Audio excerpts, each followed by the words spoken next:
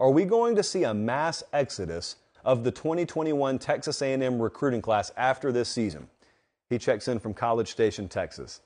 Now I want you to really buckle up. You think recruiting is not for the faint of heart. The transfer portal is even less for the faint of heart. At least in recruiting, you didn't get yourself attached to the kid. You didn't watch him wear your jersey. Whereas in transfer portal chaos scenarios, you did. I'm going to try and responsibly say this and not reveal any more information than I'm supposed to. Let me take a sip of purple drink here. Drink with an I, not drink with an A. As you know, I'm in a different town every week. I usually meet with the coaching staff when I'm there. And that counts opposing coaching staffs too. I get to interact with a lot of coaches. Love that interaction. It's one of the big motivators for being able to get out on the road, especially when we couldn't do it for 2 years because of COVID. I can tell you this definitively. There is one message that I'm getting from assistant coaches and head coaches and player personnel and director of football operations folks more than any other message. And that is, we think this upcoming transfer portal cycle is going to be unlike anything you've ever seen. Every one of them says it independently. They all expect complete and utter chaos in the transfer portal after this season's over. They're all planning on it. They're all figuring out their numbers situation. They're all trying to best gauge what kind of hold they have with guys on their roster, but they are ready for complete and total chaos and anarchy. And that's coming. So the question was about A&M. Yeah, I expect several pieces of that true freshman class to enter the portal, but I expect it at a lot of places, guys. I mean, I cannot tell you how definitively this is being told to me by several head coaches. In the past 24 hours, several head coaches have said this. I'll go a step further. There are folks in the world of getting coaches hired and taking care of coaches when they're fired, in the agent world, that know this is coming so much that they're being engaged about getting their clients jobs in time to secure maybe a mass transfer portal exodus from not happening, as well as getting early signing day locked down. It is total chaos behind the scenes right now, and you wouldn't know it because there are games going on Saturday. So that's fun for you and I to watch. Behind the scenes, like behind the curtain over here, getting ready for the second act, it's a mad dash and no one's dressed and everyone's forgotten their lines and half his makeup's not even on yet. Oh, transfer portal season is going to be wild. So, yes, I think that Texas A&M could very well deal with that. Now, I know a lot more focus is on A&M because you've got multiple members of that true freshman class suspended, some of them in the news. You've got a losing record.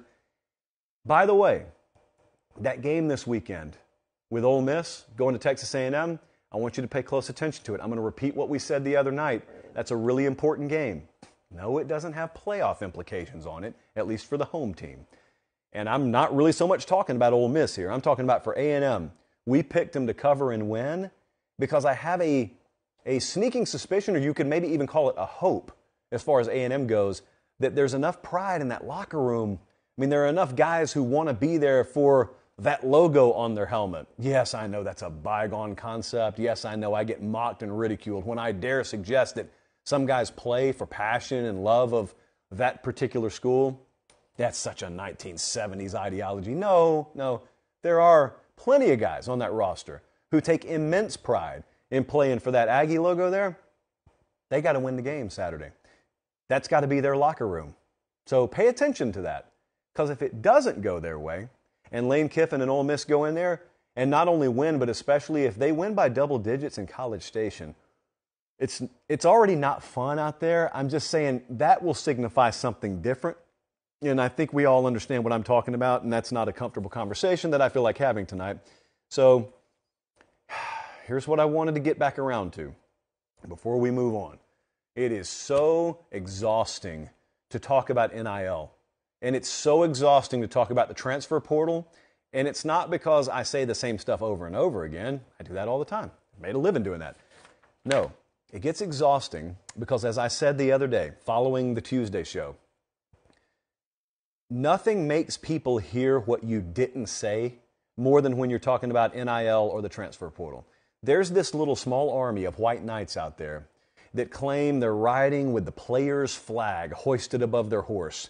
And they're out there for the best interest of the player, and they're fighting for players' rights. And it really doesn't. If you come anywhere remotely close to the same galaxy as making a comment about NIL or the portal, they just say, you're blaming the kids? Is that what you're doing? No, I'm not doing that. What I did the other night was the equivalent of saying, I think we may have a problem. Oh, so you want to fire the nukes? No, I think there are about 14 or 15 preventative measures we could take before we hit the nuclear option. You need to calm down. I'll go Taylor Swift on you if I need to. You need to take a breath or two. But they can't. Because they really have a more ideological position, and they're just looking for confrontation. So here's what I didn't say the other night. I didn't say it was the kids' fault when they get tired after their freshman year and they want to transfer, or I didn't say it was exclusively their fault. I didn't say it's totally not Jimbo's fault at College Station and Texas A&M when they're having problems. He's immune to criticism. I didn't say that. I didn't say that money has never changed hands before and it only just now became an issue. I didn't say any of these things.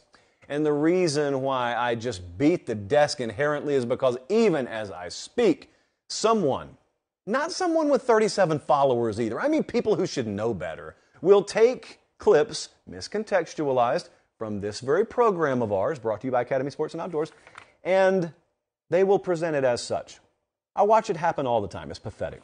So yes, to go back to the main point I wanted to deliver to you, transfer portal is about to be wild. Just get ready. Teams next year may look nothing like they look right now. You could have like 30 or 40% of a roster overturned, just like that.